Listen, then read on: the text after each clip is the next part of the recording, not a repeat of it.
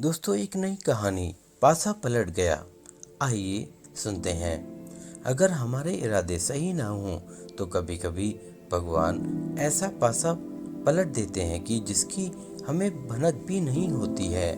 यह कहानी पासा पलट गया भी उसी के बारे में है।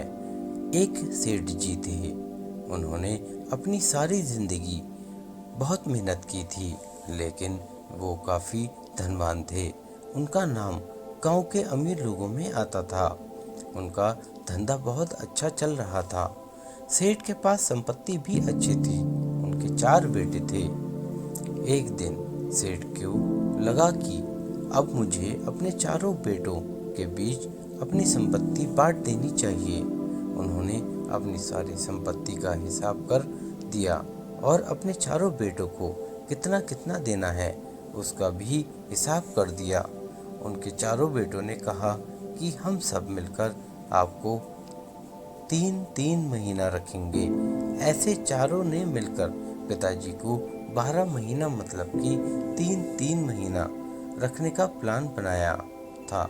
सेठ जी को भी अपने चारों बेटों के इस इरादे से कोई समस्या नहीं थी। अब सेठ ने और उनके चारों बेटों ने ये संपत्ति बांटने का फैसला गांव के सरपंच के सामने लेने का निर्णय लिया। एक हफ्ते के बाद वो लोग गांव के सरपंच के सामने ये फैसला लेने वाले थे। जिस दिन सेठ जी ने ये संपत्ति का बंटवारा करने का निर्णय लिया था, तभी जो सबसे बड़ा लड़का था उसके दिमाग में ये बात आई कि एक बार ये बंटवारा हो जाने दो, उसके बाद मैं पिताजी को 3 महीने क्या 3 दिन भी नहीं रखूंगा। वही बात बाकी तीनों के दिमाग में भी आई थी।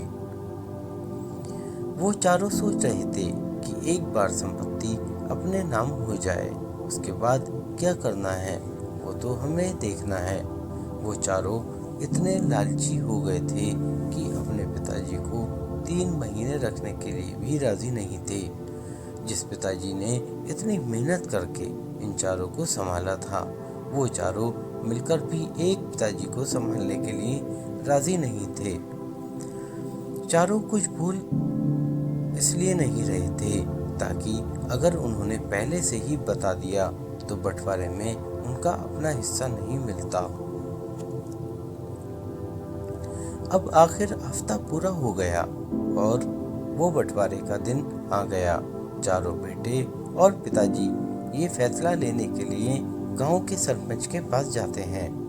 गांव के सरपंच सेठ जी से पूछते हैं कि आप अपनी सारी संपत्ति अपने चारों बेटों को बांटना चाहते हो और वो चारों बदले में आपको 3-3 महीना अपने घर पर रखेंगे। क्या आपका ये अंतिम फैसला है? तभी सेठ ने कहा, जी नहीं, मेरा अंतिम फैसला ये है कि मैं अपने चारों बेटों को 3-3 महीना अपने पास रखूंगा और बाकी के 9 महीना वो अपने हिसाब से रहेंगे। सेठ का अंतिम फैसला सुनने के बाद चारों बेटों के पैरों तले जमीन खिसक गई और वो चारों हक्के बक्के रह गए।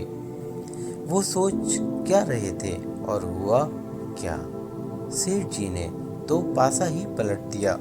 इस कहानी में जैसे सेठ ने पासा पलट गया, इस तरह की जिंदगी में भी ऐसा ही होता है। अगर हमारे इरादे सही ना हो तो कभी कभी भगवान ऐसा पासा पलट देते हैं कि जिसकी हमें भनक भी नहीं होती। इरादे अच्छे रखने चाहिए क्योंकि ऊपर वाला सब कुछ देख रहा है। हम सभी को बेवकूफ़ बना सकते हैं पर भगवान को नहीं। दोस्तों, अगर आपको हमारी कहानी पासा पलट गया अच्छी लगी हो तो अपने दोस्तों के साथ भी शेयर कीजिए और कमेंट में ज़रूर बताइए कि कैसी लगी हमारी ये कहानी। हमारे चैनल को सब्सक्राइब करें, वीडियो को शेयर और लाइक करना ना भूलें। धन्यवाद। आपका दिन शुभ हो।